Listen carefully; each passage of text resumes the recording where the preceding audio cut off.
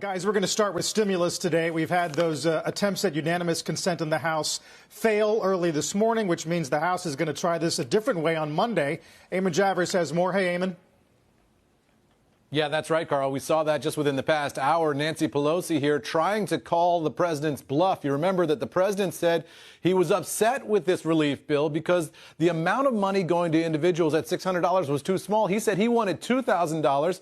So Nancy Pelosi said, fine, you want $2,000? I'll put that on the House floor. Well, we saw that just within the past hour. Republicans blocked the measure to increase the funding from $600 to $2,000. Republicans offered their own measure, which Democrats blocked. So now we're at loggerheads here in Washington, D.C., all that attracting the ire of the majority leader, Steny Hoyer, the Democrat from Maryland. Here's what he said. This is Christmas Eve. Surely, the President of the United States, whether he's in Mar-a-Lago or any place else, ought to empathize with the pain and suffering and apprehension and deep angst that the American people are feeling this Christmas Eve and sign this bill.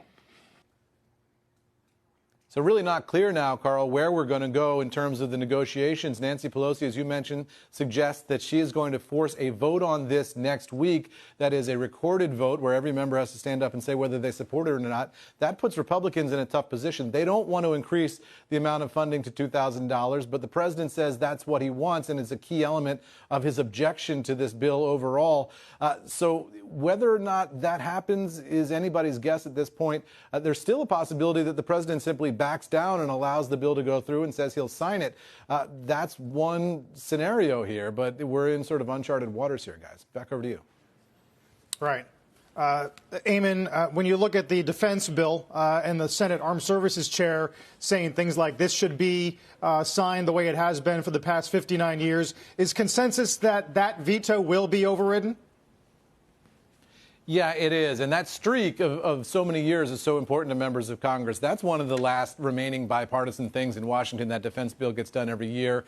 Usually it's no problem. This time the president vetoed it, says he doesn't like the fact that they're taking Confederate names off of U.S. military bases. Also, he wanted some social media legislation in there that has nothing to do with the bill. That didn't get in there. The president said those are the two reasons why he's vetoing the bill. The consensus is that they have the votes. There was an overwhelming support, and they will override that next week. We'll see if too many Republicans peel off on both of those in the House and in the Senate, then you could have some trouble. But the margin seems to be there to override the president's veto and to put it into law no matter what he says. Yeah, and of course we have seen a defense bill, an NDAA, that has been passed by the government for consecutively for 59 years. I think there's also some restrictions there on troop drawdowns and what the president can do there, which I think is an issue of contention as well. Eamon Javers, thank you and Merry Christmas.